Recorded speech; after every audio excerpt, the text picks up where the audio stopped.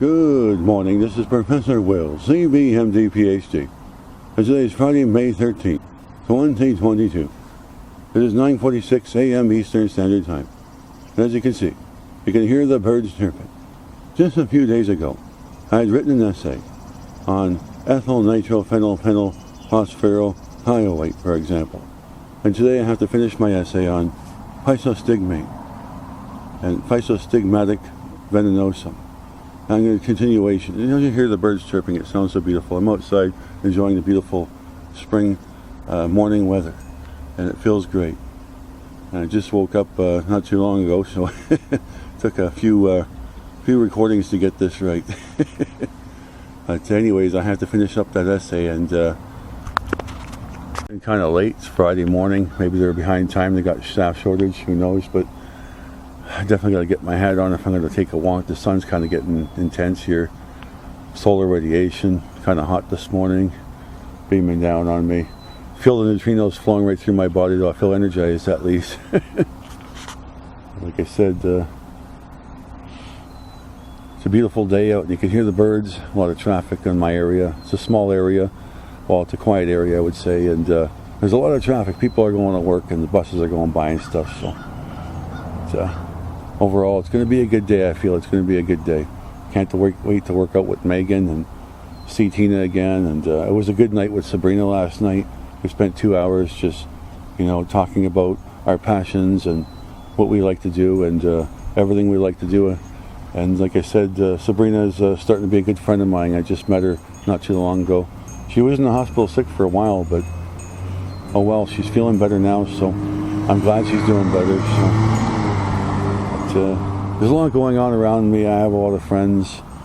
I mean, I don't get out a lot, but I do have a lot of friends in the city. And when I do get out there, I'm always talking to familiar faces, everybody I see.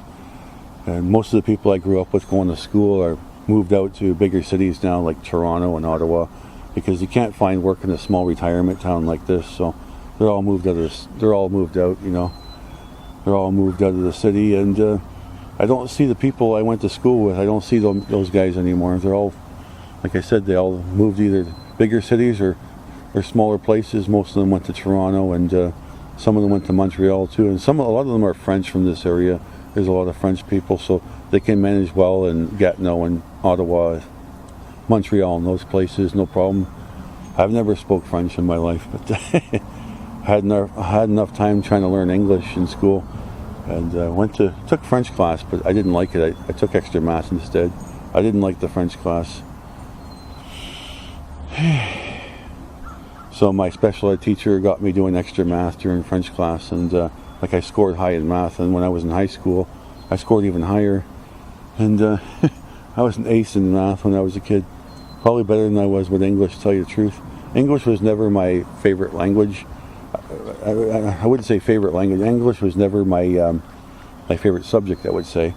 But I kind of neglected history too when I was a kid. But I did win the science award when I was young in elementary school. I won, I was ostracized at school. I couldn't play sports whatsoever, and I was always last pick when playing sports like basketball or volleyball and things like that. Floor hockey and ice hockey. I was always last pick. Nobody wanted me because I couldn't play sports.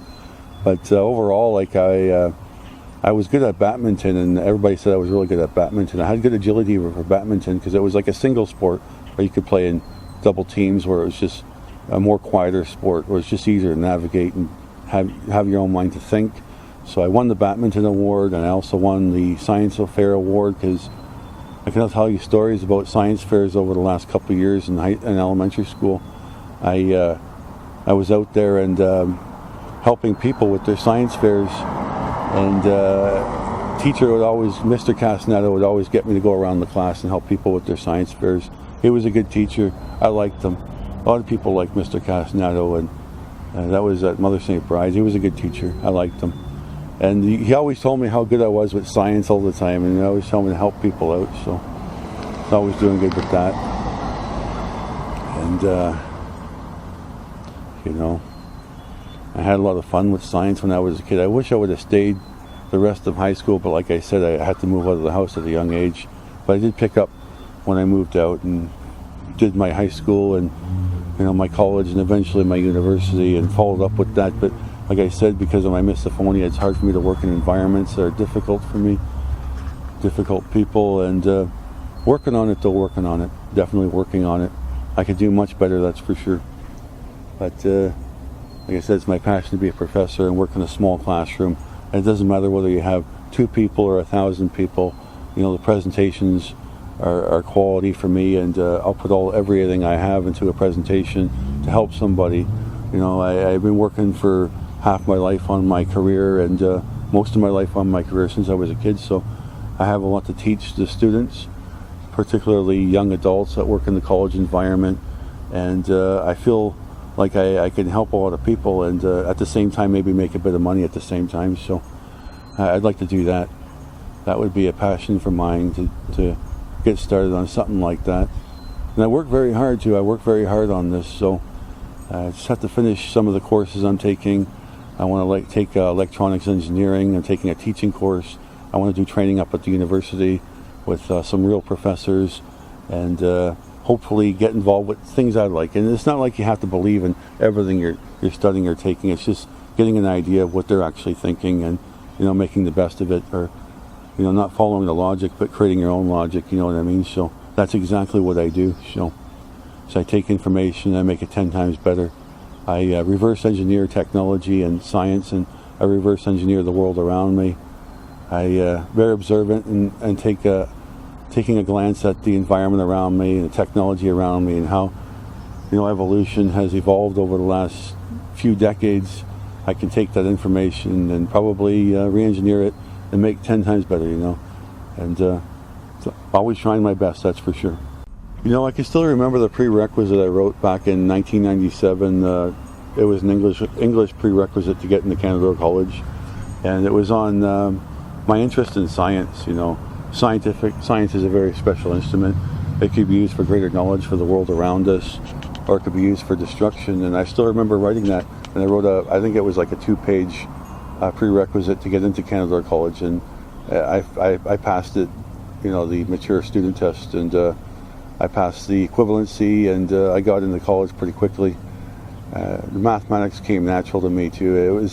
It was hard back then, because like I said, when you're first starting out, when you're young and learning things, it could be hard when you're first starting to learn things. But once after a few months in the classroom, it didn't take too long to accelerate into classroom setting and getting involved with students and participation and things like that. It was quite fun going there. You learn a lot, and there's always activities going on, and I particularly like going to the wall. But I would have my own group of friends at the wall. They're pretty quiet, non-drinkers, non-smokers, and some of them smoked a little bit, but back then you could smoke indoors. I kind of kept to myself. I was never with the popular group. I was more the average group, but my group of friends was pretty good. They were pretty cool, and I don't know why the popular people just didn't want to hang around with me. I wasn't like them, you know what I mean? I didn't do the things they did, but I enjoyed my group of people. They were pretty cool. We always had intellectual discussions, and every single day we had an intellectual discussion with them. And I kind of learned a lot from the older folks too. I always hung around the older folks in college, and I always hung around the more mature people. The popular ones were fairly immature. I mean, very, very immature. But like I said, I was ahead of my time back then too, and the older people kind of it was like we bonded right away with them, and it's just like opposite. Well, it was just like magnets. We came together all the time. I always came together with the elderly people more than I got along with them more than I got along with the younger people for some reason. I was a very mature soul, and we always had a good time talking about different topics. And we would sit there at the wall at the college and just practice mathematical equations. We were like the nerds, but the more elderly nerds, I guess. But it was quite fun there. I want to get back there again, and I bet you if I go back there again, I'll still be hanging around the elderly folks, and I just enjoy it, you know what I mean? And like I said, I have an elderly personality because I think I'm an old soul. I'm about 10,000 years old, I guess. I'm a very old soul, and I've been around the block, that's for sure. it's almost like a movie playing back in my mind in slow motion, because every time I'm doing things in life, it's like I did it before. I've already accomplished this, or it's like I can see everything in slow motion, and it's like I've been there and I've done that before. Everything I do in life, it's, speaking of old soul, it's almost like I feel like I'm about 10,000 years old, which is fairly old. Like I've been around the block, and I've experienced it even before I've experienced it, I'm trying to say. So it's like deja vu every day. It's like I've been there and done that even before I've done it. And when I'm speaking, it just, it's like I've done it before in my past life or something. That's why it comes so natural to me to speak and to help vocalize what I'm trying to say, because it's like I've done it before, you know what I mean? I've already been there. So that's what it's like for me every day. And even when I write essays, every time I'm writing an essay in my room by myself on a topic, it's like I've done that before. It's like I've read the book before, I've done the essay before, and that's why it comes so natural to me to do it. And I don't know, I guess I do have a lot of experience spiritually. I've been around, the universe, I guess. Who knows? I might have kids out there in outer space, so who knows? I may have multiple kids out there in outer space. I guess that's when you start talking about physics and astrophysics and parallel universes. And I did write a book about that. It was about 5,000 pages. And like I said, it's like I've been there before. I've done this before. And when I wrote my book, it's almost like, I've done it before, And astrophysics, it talks about, we could talk about parallel universes. We could talk about string theory, M theory, and all those types of theories that describe the world around us and how we interact with the universe as a physical entity, you know what I mean? So we are a physical entity in the universe, and everybody has their practical, we have their artistic, we have their philosophical views, we have our background, and we have our religion, we have our upbringing, and so on and so forth. And that all plays a role in our personality traits, and what we share with others. And it gets pretty deep, though. Like I said, I can't recall everything I've wrote about, but overall, it was a good book, and it took me a long time to write it. And it didn't take me that long time to write it. It only took me about a year to write the book. Like I said, it came naturally to me. I was writing 4 pages a day, and by the time the end of the year went around, I already had 5,000 pages. So, but it was a good book. I don't think I'll ever publish that book. It's just on my own perspectives and thoughts of what I think about the universe and what I think about the world around us, and my premonitions and my intuitive premonitions on everything I'm picking up around me. So it's kind of hard to describe in words sometimes, but when I get writing, I'm pretty articulate, and I can write this stuff out fluently and eloquently, I would say.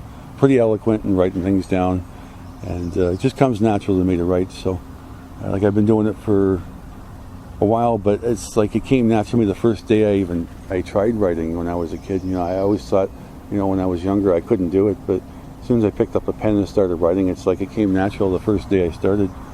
And that's how I all started when I was a kid. People were telling me to write because I was always talking about space physics and computer technology and the environment, and I had a strong passion to try to help the environment when I was a kid. People are always telling me, you got to go out there and write about this stuff. And when I started writing about it, it just came to me like so eloquently, and I really enjoyed it. But it's not like I'm ever going to publish these books, but it's just my own personal perspectives on the world around me.